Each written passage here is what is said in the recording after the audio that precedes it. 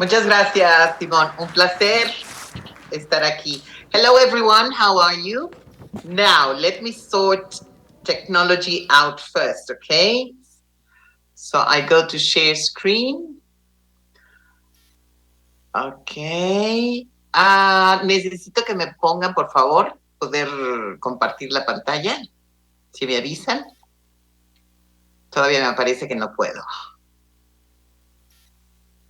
A ver.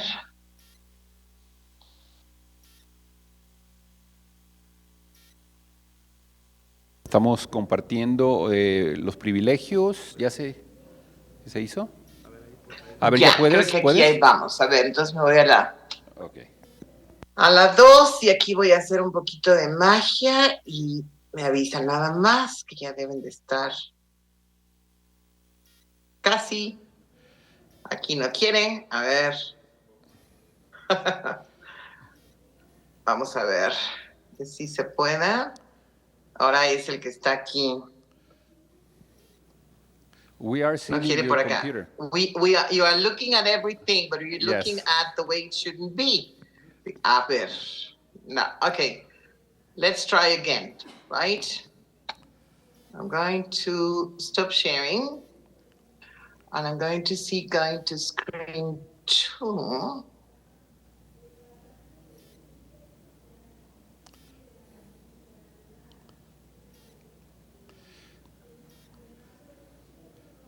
Can now see my screen, pero están viendo antes de la presentación, ¿no es cierto?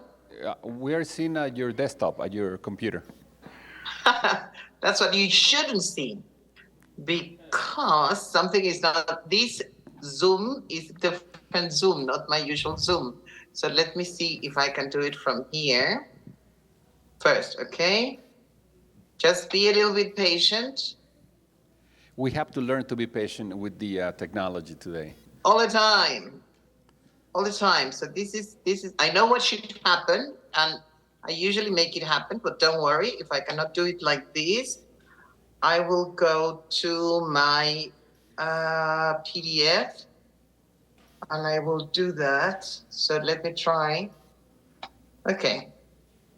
Let's try again. And this time I will not be using, I will go to screen 1 and tell me if you see the complete screen. You should. We are looking at the complete screen now.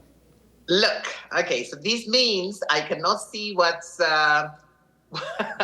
what is going to happen next, which is a bit inconvenient, but I can be here and I can see the so I'll put it here in case anybody wants to be there. So hello everyone. You are in Jalisco, you're in Guadalajara, I believe, and I'm not there, right? Which is a pity for me, but I will try and be there with you face to face next time. So after the event, if everybody's happy with what happened during the session, then maybe we can have tortas ahogadas or birria or something very nice like that. But why are we talking about sustainability in the English classroom? And why am I talking about sustainability today here with you? Well, let me tell you, there are lots of things to talk about when it comes to sustainability, okay? And I do want to tell you lots of different things. And I also know that most probably you already know a lot of things. But I want to approach sustainability from the point of view of the English classroom and what we do as educators with our learners, okay? So look at what I intend to do today, right? Very, very ambitious objectives, but cope with me. I know I will have to go like a train because I have lots of different things I want to show you, and I want you to start looking at things and getting ideas. So the very first thing we know when we're in a classroom, and especially when we're doing activities like reading, for example, or project-based learning, etc., we encourage the activation of our learners' schemata, okay? So that's what I'm trying to do, and I'm going to try and use lots of visuals and some quotes, okay? Most of the quotes are very recent or recentish, except for the first one, and you will see why. And this is what I would like you to ask, what I would like to ask you to do while you're listening to me is, especially when we get to quotes and visuals, what do they make you think of? Keep notes. Might be mental notes if you haven't got something to write on, or if you've got your mobile, whatever, wherever you want. Okay, and if you have comments, etc., I'll try and see as many as possible here on the chat. Okay, so let's start. Sustainability. Mhm. By way of introduction, this is my old quote today, but this is, and I'm using it because Jacques Cousteau is one of my heroes. Now, look at the time, and you can see this is an old quote because he starts saying mankind, which many people could say, oh, Rosalia, so not politically correct. And that's right, because we talk about humankind now, okay? But Jacques Cousteau passed away in 1997. And I remember very clearly because, as I've said to you before, he's my hero. He's the person who actually um, made me think about becoming an oceanographer, a marine biologist. I did, and I decided to go for English language teaching instead. But that's a different story for a different day, right?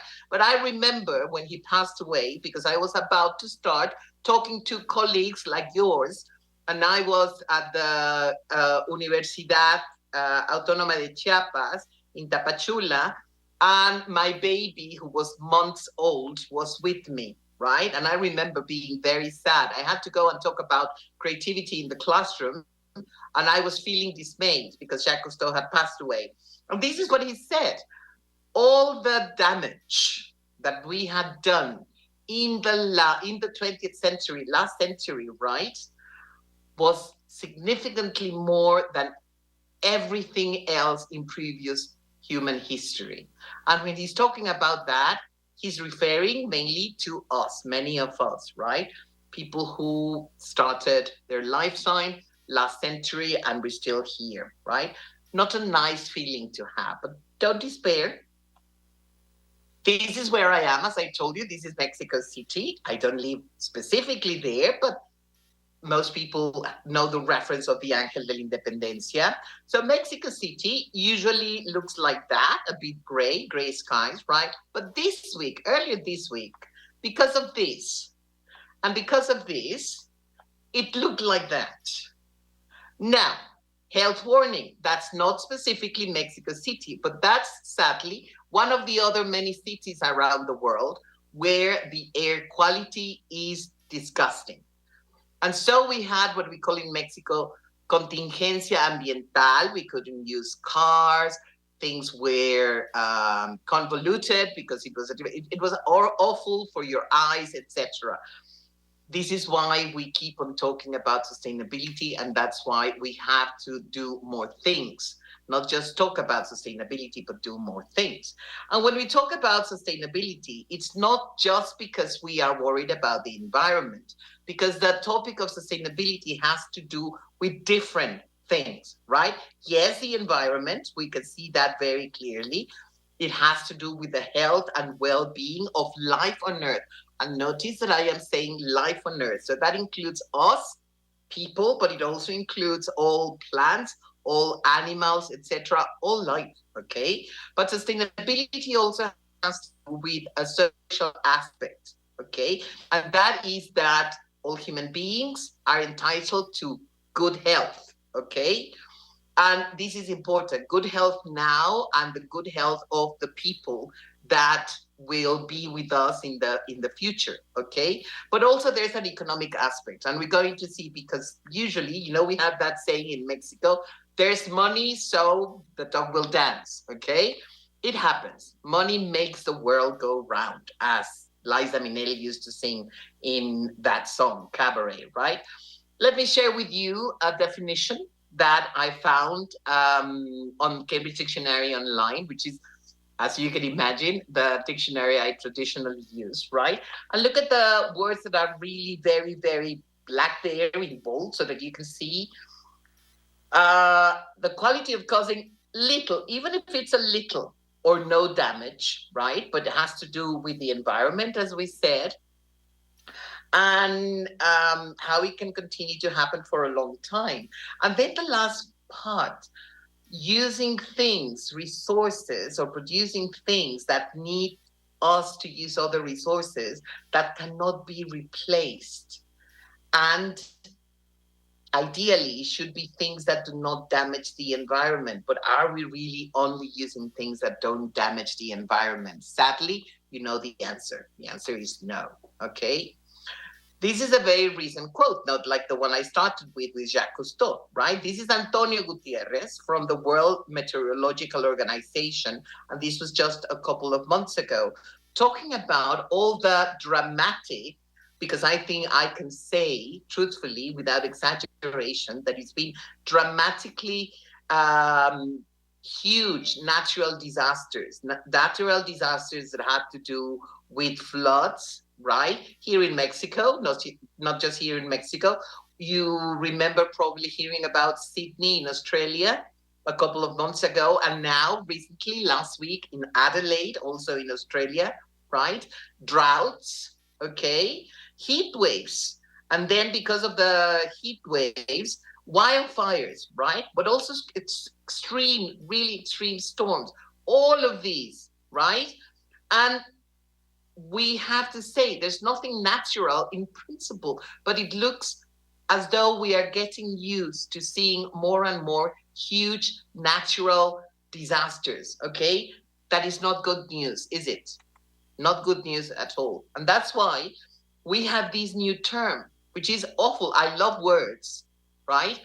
I love lexicography, but having new words like eco anxiety, which you can imagine, it's anxiety and it has to do with ecology, with the weather, with climate change. And still, there are many people who say climate change does not exist. Let's not go there. But as you can see, there's the political side, which is very strong. So, eco anxiety, not a nice word. We shouldn't be coming up, coining new words like that. But we have, and we keep on doing it because of what we are doing, because of what is happening. Okay. I'm going to be sharing some interesting things. And for those, you will see that I say, did you know? And here you see some cows, and you see that they're being fed, right? There's food for there. But look at the numbers here, because this is actually shocking. I think when I read it the first time, I was shocked, right? You know, we talk about greenhouse gases, these greenhouse gases, all the gases that go and stay in an atmosphere. And because they're in the atmosphere, they keep the weather hot. So climate change. Our weather, our climate keeps on getting hotter and hotter. And some people will say, yes, I mean 1 degree. What is 1 degree? It's the same. If it's already hot, it will be hotter. But it's not good news. Look at the icebergs, what's happening in Arctica, Antarctica, the Arctic, etc. Not good news at all. Okay, and 50% of these, the problem with greenhouse gases, come from animal related business. And the animal related business specifically that aims to provide meat based food. So I started saying, I wish I were with you there, because then we could talk about tortas ahogadas or birria. And then I see these and I say, well, but I don't have birria every week. I don't have tortas ahogadas every week. And I know you don't, right? So what happens in a world where there's more people and more people all the time? Well, more people equals more food that is needed, right? Because we need to feed the people, right? And look at again at those ruminants where we get meat most of the time from, because some people can say, well, yes, but you can also eat. I mean, if you use alligators, if you use I don't know, boars, etc., right? But usually we get our meat from ruminants. So when I say ruminants, I'm talking about cattle like cows, right? Sheep, goats, etc. And those animals, the ruminants, right, are using 66%. That's 2/3 of the agricultural land and produce. In other words, we need seeds, we need herbs, etc., to feed those cows that we're going to be eating as meat. Okay? So I'm sorry if I am sort of playing a little bit. What are your lunch ideas for after the session? Maybe you'll have to change them. But don't worry, there's still things that we can do. Okay.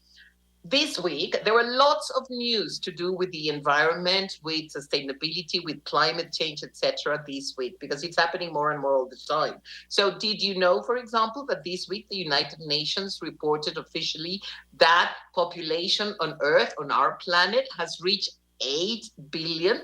That's a lot of people, right? If you think, sorry, that just 11 years ago it was only 7 billion, and that the prediction is that the population, our population, will reach 9 billion in 15 years, we're going to need lots more food, as you can see. Okay. And another one of my heroes, and I really hope that you have heard about David Attenborough, Sir David Attenborough, this British naturalist who is absolutely wonderful. And he's in his 90s and still going strong. So go and see wherever they're streaming anything that has been from him, like Life on Earth, Our Blue Planet, Life of Plants, etc., Life of Birds, because everything he's done, well worth watching. Okay. And this I never thought to hear from a Brit, somebody who's from the UK, the United Kingdom, right? Because I remember most of the colleagues I've had, I work at Cambridge, so I have lots of colleagues that are British, right? And I remember years ago, one of my colleagues that said, you know, most British men, we are all meat and potatoes. It has to be at least meat and potatoes 5 days a week. Other things are like, yeah, okay, can do, but meat and potatoes, meat, okay? And this is a David Attenborough who usually lets us know about beautiful animals, beautiful plants, birds flying, etc. He's been saying for several years now, listen, people, we really have to do serious things about what is happening with climate change. This really is becoming a huge problem. We can still do things, but we have to do things now. He talks, for example, about the fact that animals are going into cities and towns because there isn't enough natural food for them anymore. So he said, you know what we should do? The only way this planet can support billions of people that have to eat is if we stop being meat eaters, a good number of us. Okay. So, have you ever thought about that possibility? Let's see. I'm going to keep on saying lots of things. And it's not because I want to change you. Okay. But we're talking about sustainability. So, of course, I'm sure you know about the UN SDGs, the United Nations Sustainable Development Goals, right? And because of that, we now have education for sustainable development, right? And this is where usually educational institutions go to find resources that they can use in their classroom to talk to their learners about sustainability, climate change, what can be done, etc., etc. I think this is a very powerful message. The fact that we should say, no, it's not our planet, so we're not the owners. It's not that we can do whatever we want with it because it's ours. No, this planet is just on loan to us, right? Because we borrow it from our kids, and they then, when we give the planet back to them, we'll have to look after it, right? Unfortunately, I'm very sad to say that all of us with kids, we haven't been doing very well because we got lots of beautiful green, and this is what our kids will be getting if we don't make more changes soon. Okay? Very serious things to think about. Okay? In Mexico, we talk about La Gran Canica Azul. And this is the affectionate name we use for our planet, right? It's a blue planet, we say. 3/3 covered by water, so it looks blue.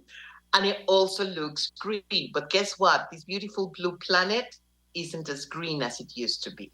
Okay? Those brownish shapes that you see there, like for example, you can see there that you can see where our deserts are here in Mexico, right? El desierto de Sonora, etc., right? it's getting worse and worse. We're losing the green in our blue planet. And that blue, I'm going to show you something a bit later on where you're going to see it's not that blue anymore either, which is very worrying. Okay? We're technology hungry. And because we're technology hungry, we aim for the latest mobile, the latest model, the newest computer. We want to have the best tablet that we can get, etc. And then we cannot use the old things anymore. We need to get rid of them. And it's not easy, right? It's not easy. Then, because some of the things like this, we need to use batteries for lots of things. And disposing of batteries like those ones is not easy.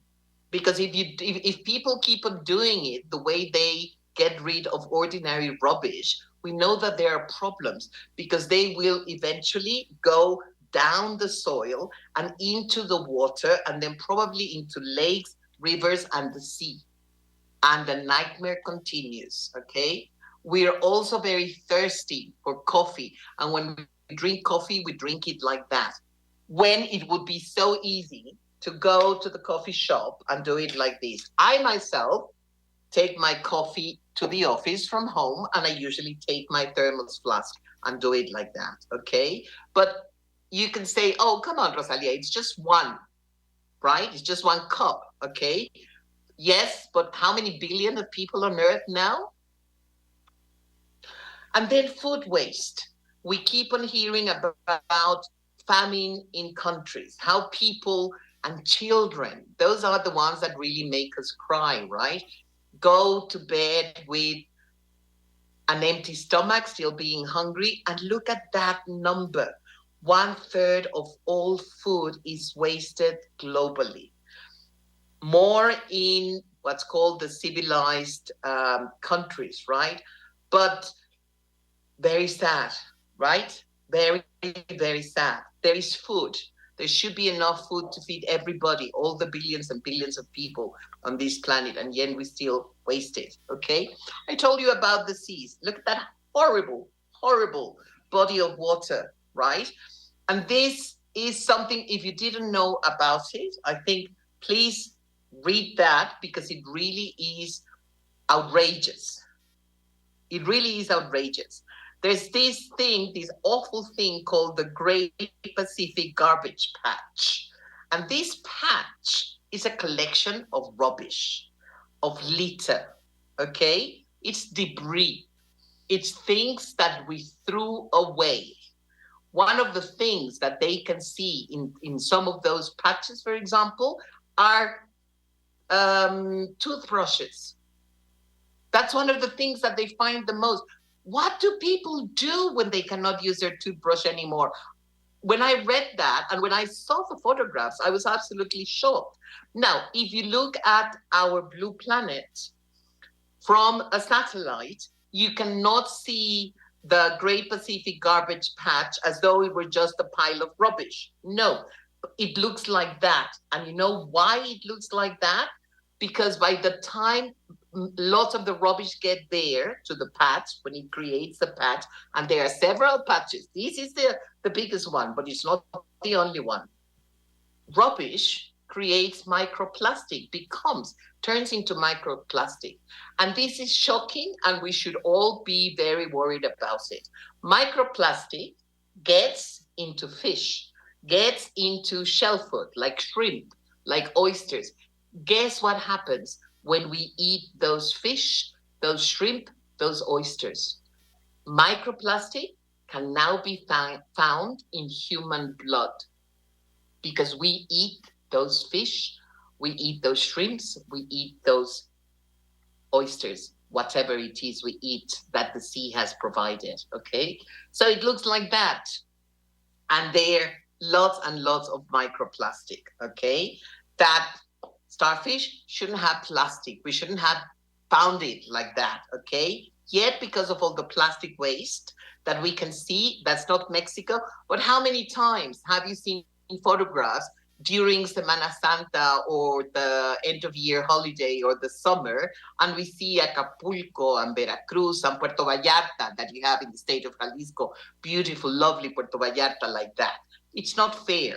The planet should be suffering this, and we're the ones who are doing this. Okay, that plastic bottle, empty plastic bottle, shouldn't be anywhere near that beautiful turtle, right? Because we know it's going to create problems. Dolphins near a wasted plastic bag. Come on, they are beautiful. That plastic bag there is awful. Okay.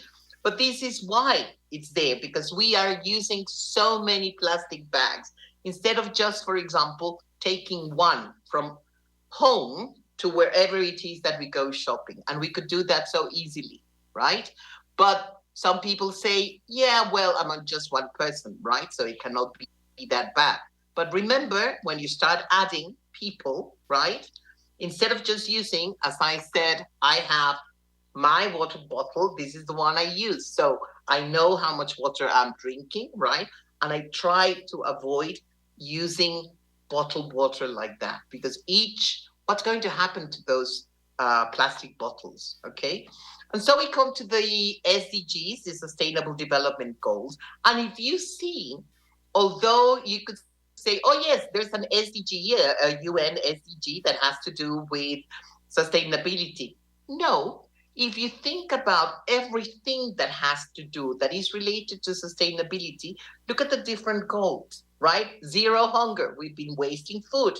And why do we waste food? Not just because, but one of the main reasons is that we use a lot of plants, seeds, etc., to feed animals. So instead of using 20 kilos of seeds, etc., we get just 1 kilo of meat. Okay, so that's not good, not good at all, right? But look at them. You have, for example, 14, life below water. What have we just seen? That beautiful turtle, that beautiful dolphin, and those horrible things. 13, climate action, right? How about 15, life on land? Okay, so when the UN said, listen, we have to do some serious things about what is happening, right? Because we need to change. Otherwise, we run the risk of having a planet where we cannot live. What happens if we can no longer live on this planet? We cannot go to another planet. I mean, we look at those sci-fi films, and it would be great to be able to do that. But we know it's not possible at this time, okay? Something positive. These also happened this week. I told you lots of interesting news to do with sustainability this week. And look at that. I'm not going to say the state, but I'm going to tell you this. It was a public school. It was not a private Mexican school. It was a public Mexican school. Okay. So this is Mexico, one of the countries, one of the that had a school that was a winner. 178 schools participated from 22 different countries, because this is Organización de Estados Iberoamericanos, right? So Spain included, right? And look at that, Argentina, Colombia, Spain, and Mexico. This school, it was a primary school, and the kids there created something about sustainability and what they have learned and what they think we should be doing. Doesn't that inspire you? I hope it does, because I would like to be able to say, and guess what? The winner from Mexico this time, a school from the state of Jalisco, of course, right? So why bring sustainability into our classroom? First of all, let me say, it's already there. If you look at the course books, for example, that you use, if you look at the materials that you use, the different resources, etc., I'm sure you have come across the topic of sustainability there before, okay? So it's not something new for you. It's already there, and you can see it. So if we think about it, there's lots of different things that are happening. I didn't start my timer now, and now I'm suffering a little bit, but I'm checking here for time. Because as I said, I have lots of things I want to share with you. First, we want to build to a level of awareness. And when I say this, I think we have to be totally modest and say, not just for our learners, but for us educators, right? Because in many ways, we set examples by doing, not just by teaching. And remember, the more that we learn about how our brains work, the more we say that there is learning, and learning can happen even when there is just little teaching. What would be horrible if we had lots of teaching and very little learning, right? But the brain is wonderful, and we can see that our learners get things from all sorts of different places. And sometimes when we don't think they're looking at us one night, we don't think they're listening to us, they're also learning too. Did they see, for example, that you have a new water bottle whenever you go to class with them, or that you use one that you can use again and again and again? Because as I said, we're setting examples. This is vital for our future, and especially if you're teaching at a pre-primary or primary school, lower secondary school, they are the next generation, right? That's happening. So they will be saying, oh, those old people, right? And remember, for many kids nowadays, you are old when you are getting into your 30s, okay? So not just me with white hair, right? Almost 30, you're old. Talk to your learners and you'll see, right? It's part of education. You are going to see the theme of sustainability. If you haven't yet, you're going to keep on seeing it more and more, because probably at your school, and because this is a national or institutional requirement, there's already activities, or the topic of sustainability has to be involved somehow, and you're already working on it or thinking about how to bring it, because it's part of what we call our social carbon footprint, what we do, how we leave our mark on the planet, right? And I have here contribute to society because you probably know I come from Cambridge University Press and Assessment, and I specialize in the part about the exams, the international certificates, what we call the Cambridge English qualifications. And I hope you know that we are part of the University of Cambridge. I'm very proud to be part of a university that has had, for example, uh, almost or over 100 Nobel Prizes involved with the university, either because they are researchers there, or they have been doing their PhDs there, or their postdoctoral researches, etc. So in one way or another, they have been related to the university. 100 Nobel Prizes, right? And we're very happy about that. And one of the things that we mentioned in our mission statement is that we aim to contribute to society. And you're going to see what we have been doing specifically at Cambridge when it comes to talking about sustainability, specifically in the English classroom, okay? Because more and more we know that, because English is the lingua franca of today's world, our learners, we ourselves, are going to be engaging with other people whose first language is not English, right? But they use English as a lingua franca to communicate, like I do when I communicate with colleagues in Turkey, in Italy, in Brazil, etc. We use English for that, okay?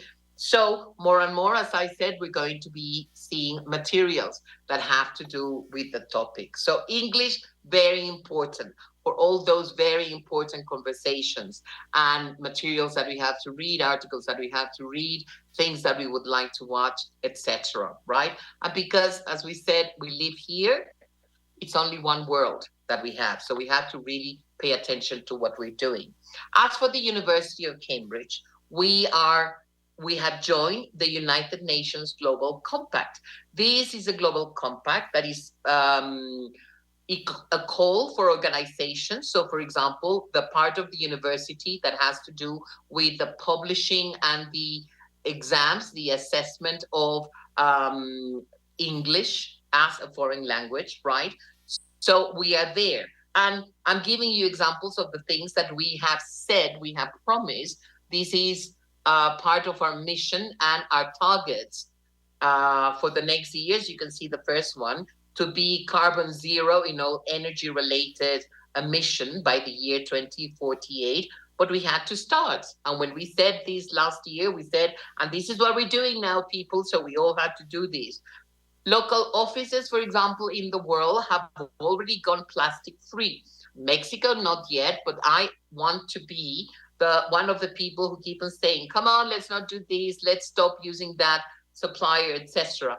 Like, for example, if we need something for an event, we look at the catering, at the different catering possibilities, and we choose one that can show that they're doing things, um, taking the topic of sustainability really seriously, right?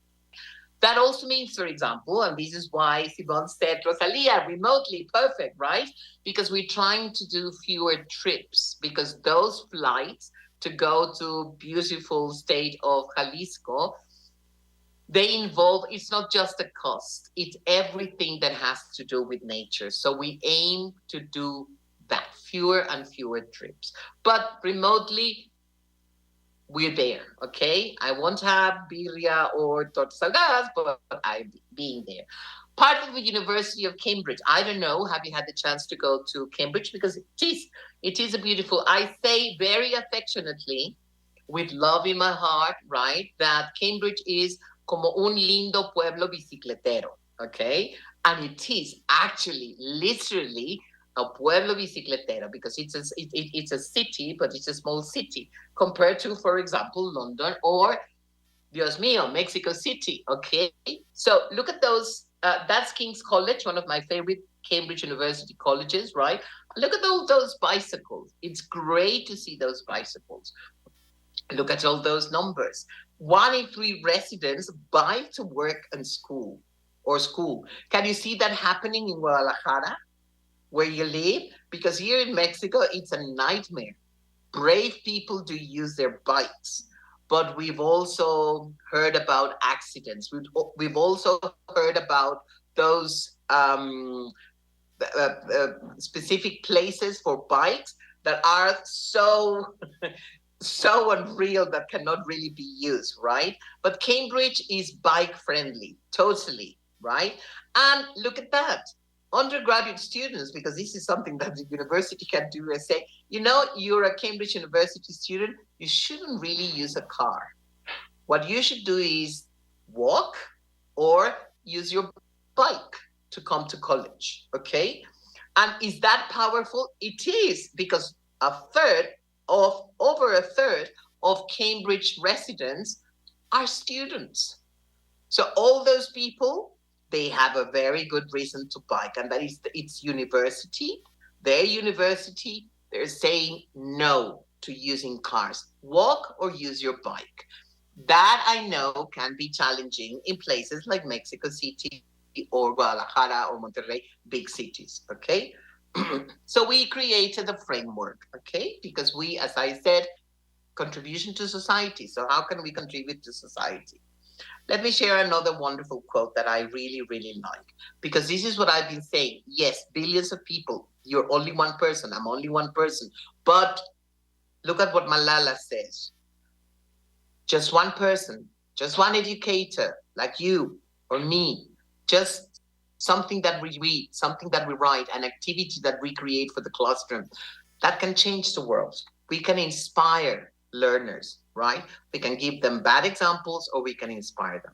And this is the sustainability framework for ELT. Have you seen it before? If you hadn't, let me introduce you to it. It's like a baby, okay? Because it's one of our newest resources and it's for you. I will let you see the references where you can download everything. You can download these right away, okay? And look, it looks like there's a lot because there's a lot. When it comes to talking about sustainability, there's a lot to talk about.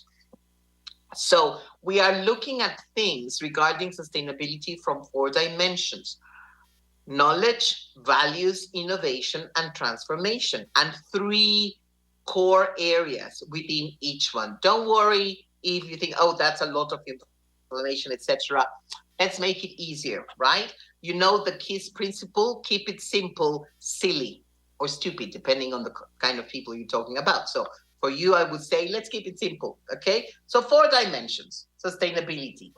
4 dimensions that are key skills, right? And these are the 4 dimensions. The first one, not necessarily that there is an order, but if you want to look at it that way, we have knowledge, right? That's very easy to understand, knowledge. and it's about understanding things to do with sustainability, what we're talking about, etc. The other thing is values. What do you think, and how do others think about those things, right? I've been mentioning being vegetarian or being vegan several times, and some of you might say later, I went to this talk and this crazy woman was talking about not eating meat. Can you imagine? She's crazy. Confession, I like tacos al pastor very much. Okay. Innovation. Remember when I said let's inspire learners? We can all have new ideas and we can all change the world like that, with new ideas, with innovation. Okay. Because we will have to transform the world so that it becomes greener again, and our seas, our oceans start looking bluer again. Okay. And we can do this, and we can do it through collaboration. And what is the language that is used universally for collaboration around the globe, around the world? English. Okay. So these are the different dimensions. And look at them just quickly. I'm going to give you like 20 seconds to look at them and see things. We are talking about the different cores, understanding sustainability. So, what is it that we're talking about? Thinking in systems, right?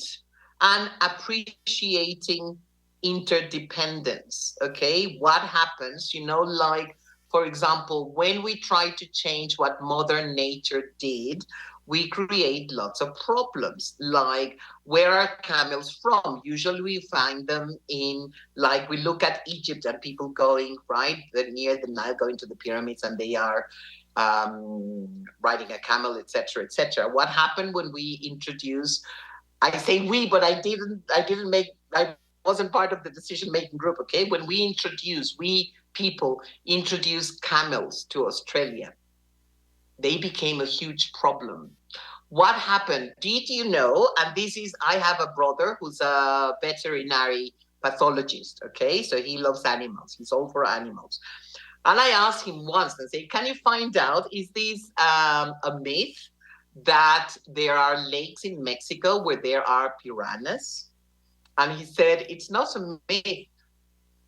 I have colleagues who have seen them. And it was all because one person said, oh, I don't really want piranhas because they could be, piranhas, they like meat, just like humans, right? So is that yes, they are, and they are great problems, and they are not native to Mexico. Okay, they were imported, and now we have some lakes in Mexico where, fortunately, it's not like all states in Mexico, right? But you've probably heard those stories too because you are in Jalisco. Okay. So another core dimension, which is values, okay? And things like understanding beliefs and values. What are the values? Why is it important to talk about those things, okay?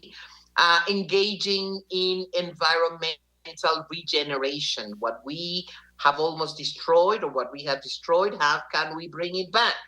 How can we make it blue again? How can we make it green again? Okay.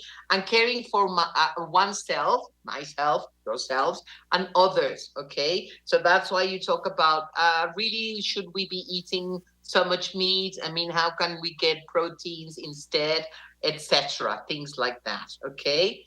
And then we have innovation. And I told you, I'm not saying that only young people can innovate. Never. Okay. Look at the things that Albert Einstein was still doing when he was a person of white hair, right? Lovely, lovely white hair. I told you, Sir David Attenborough, he's in his 90s and still going strong and doing wonderful things and making people be aware or more aware of why sustainability is such an important thing to explore and to talk about. Okay? So exploring perspectives. Things like generating ideas. Sometimes the apparently a crazy idea can create something wonderful, and we've had examples of these, and it's great, right? let's, and when we can do something in the classroom where we let our learners go wild, as it were, with an idea, nice things can happen, right? So exploring solutions. If we stop doing this, what will happen? What would happen if we did this instead of that? Okay? And we can do it, and we can do it through English, right? And that will make it wonderful, because then we can be talking about transformation. I can tell you, for example, I will mention when there's something later on when I tell you about being vegan. And as I said again, me not vegan, okay, but I can do some things, right? And I'm happy about the things I'm trying to do. So, or just understanding agency and understanding that we can all become agents of change, which is so important. How we can work together to achieve aims that are important, and making positive change, because change is not just positive, it can be negative. And before you go, Rosalia, this is too much, right? How can I do? Don't worry. As I told you, I will share the link to download these. And if sustainability is something new or newish for you, that's great. This is also one of my favorite English language teaching quotes, because it's Penny and she talks about it's not the same to be a teacher 20 years doing exactly the same thing than a teacher learning, because that teacher is interested in becoming better and better as a professional educator, professional English language teaching practitioner all the time. So I invite you to take those words and think about it, okay? And because we created the framework, we created also activity cards. So these you can also download and start using right away. And I'm going to go quickly through them, because I also want to come back to things that can be happening, probably already happening in the classroom, or that should start happening, right? So these things, and if you teach young learners, you're very familiar with this, right? Because I'm a parent, right? I have a son, Cricket. That's not his real name, but that's what that's his lovely name that we have for him, right? So from trash to treasure, instead of just throwing away things, what can you do with them? Remember, like CDs, and most probably, if you say, oh, yes, I've still got about 365 CDs that I created, right? My own playlist and my own mix, etc., and you don't use them anymore because we stream music, right? And we use things like Spotify or Apple Music or whatever to. So, what are we going to do with those CDs? You're just going to throw them away? What's the right answer? No. Be creative. Talk to people who teach young learners. They're going to give you lots of ideas. If you're at in a primary classroom, talk to the maestros de español, because they usually are the ones who have to come up with lots of things to do. And we parents know this. We go to school for Mother's Day, for Father's Day, etc., or Family Day, depending where you are, right? And you get lovely things and more and more. These are things that, instead of becoming trash, they become a treasure for you, something you cannot possibly give away because your kid made it. Okay, so things like that you can do and have them engage. But guess what? You don't tell them how to do it. Let the Spanish teachers keep on doing that. Yes, that is very important. But how about you ask the learners what they could be doing? Isn't that radical? It's a different way of looking at things, and see what ideas they come up with. Okay. And then this you will see, it says teenagers, right? So this is for teenagers, because we have activity cards for three groups: young learners, teenagers, and adults, right? So this is a bit more serious, because this is maybe things that they can discuss, things that they can write about, etc. So you said, a word with trees is a word with clean air or whatever. All the different ideas that they can come up with. Okay, I'm going very quickly because those you will be able to download and you will have them. So, an elevator pitch. Everybody familiar with an elevator pitch? An elevator pitch is based on the idea that what would you do if you had somebody you would like to talk to about something, right? Like, I don't know, you have the Secretary of Educación del Estado de Jalisco, and in the elevator, right, in the lift, and you have him for only going to the 12th floor, right? And you say, what can I say? Ah, Mr. I would like to talk to you about sustainability and why it's so important to have time to talk about and do things to do with sustainability in the classroom. And then 12th floor, the secretary goes out, right? So what did you tell that person, whoever it is that you would like to have just for an elevator ride, okay? So we're already doing things in the classroom, or I hope that you will start doing things in the classroom. And what can we talk about in the classroom, right? And listen, this is Albert Einstein. And when I was looking for things to use for this presentation with you today, I'm conscious of time. Don't worry, Simone, right? And I came across this quote by Albert Einstein, and I had no idea that I would find a quote by Albert Einstein because I usually use him to talk about creativity. Because you know, he's the one who said, creativity is intelligence having fun. Isn't that a great quote, right? Great something to say, right? And so he's talking about nothing will benefit human health and increase the chances for survival. Wow, right? As much as the evolution to a vegetarian diet, right? Believe me, I'm not trying to convince you, but some things are worth exploring, right? So if you don't eat meat, that means that you have a plant-based diet. There's the new words, the new terms that we start using, right? And what's good about it, the more people who start adhering to a plant based diet, we keep on reducing significantly the human carbon footprint, right? And we're helping mitigate climate change, which is so important because winters are becoming colder in some countries where it used to be warm in winter, and then summers are becoming colder where they used to be warm, right? And this is very serious, and we really have to take it into account. So me, not a vegetarian, not a vegan, but I tried early this year, in January to be precise, I learned about these November last year, so a year ago, through colleagues at Cambridge, because we have a Yammer group, okay? Like sometimes you have a WhatsApp group, we have a Yammer group of all Cambridge people all over the world. And there was this idea about veganuary. And this is veganuary, is a challenge that was created.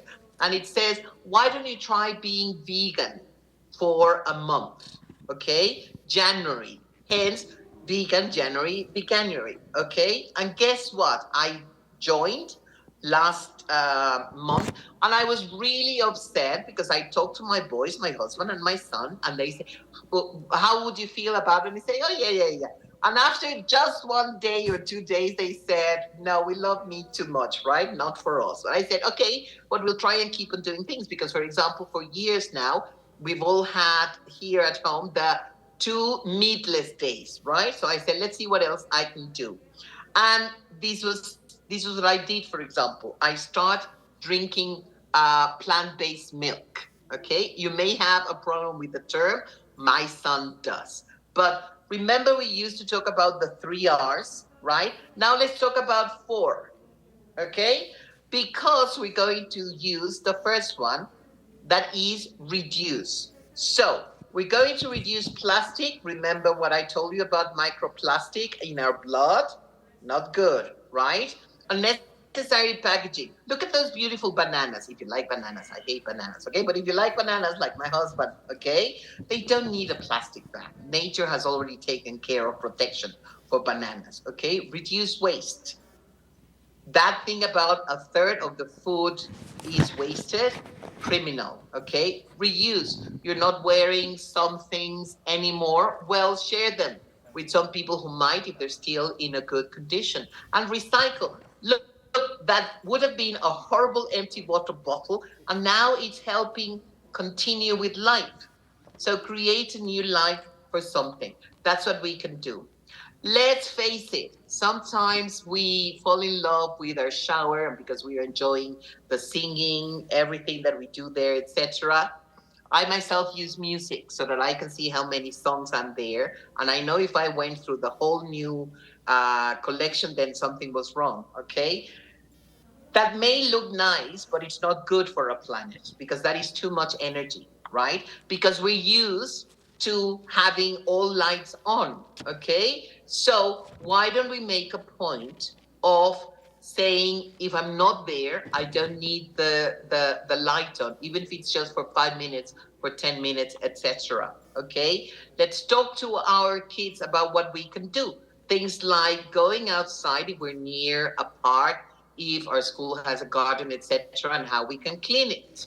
Because they want to keep on having those conversations, maybe with other kids, and share, like those kids that won that prize from the Estados Iberoamericanos this year, right? Mexico, one of the winning countries, okay? Because that is very sad and we don't want to see it. And every little thing counts. And something like a community garden. Where can you start a community garden? At school, maybe, if you can.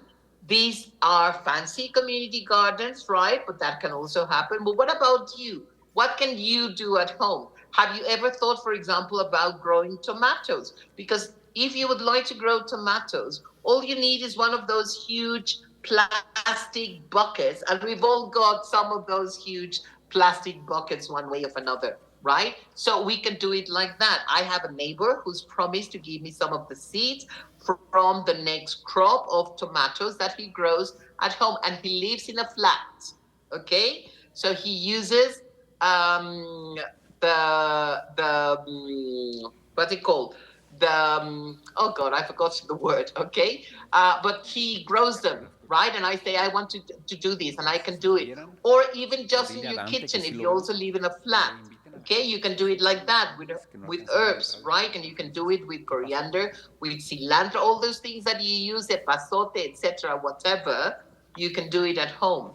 If we get bags and we cannot help it because we need them, right? Let's reuse them as much as possible, okay? Some of the countries where people really, really love their meat, okay? And look at that. In Mexico, I'm not sure how many people are vegan in Mexico, but of all those vegans in Mexico, 50 to 60% are female. That's an interesting fact. Why do you think that is? Is it because men like tacos more than women? I don't know. Okay. But let me give you an example of why somebody may decide to become vegetarian, right? Carlo Coccioli, who was an Italian who came to Mexico and spent the last years here, and he wrote, said, I remember reading this article years ago. He said, I stopped eating meat the day I looked at a cow in its eyes. I look at the eyes of a cow. And this is, for example, a calf, but you can see those eyes and you can see why he became a vegetarian, right? Those dolphins that became so popular years ago for dolphin therapy, guess what? We can do it with a dog, which is more natural and easier for most of us, okay? And if you're thinking of a dog, don't go to a puppy farm. Encourage the business of creation, right? Adopt. And if you adopt, don't just look for puppies. It can be a senior dog, okay? A dog that's been around for some years. Because remember, one child, one teacher, one pen, and one book can change the world. So we can do it, okay? So, our learners, and this is, we want them to be encouraged about that planet looking green. They're curious. That's natural for them. They can become their own heroes because they are creative and they can think of things, innovation, transformation. When we talk to young learners, as always, my recommendation, talk to their families first, okay? And coming to the end of this session, and thank you very much for having me. What can we do? Talking about littering, talking about rubbish, etc. What the school can do, what they would recommend. Let's say the head teacher comes here. What are your recommendations? What do you think we should be doing, etc.? Okay, ourselves when we go shopping, can we take a bag like that instead of accepting plastic bags? Because remember, and I think, Simon, this is going to be the end now. My invitation to you is we can all be part of the solution if we stop being part of the problem. Well, So thank you very much. thank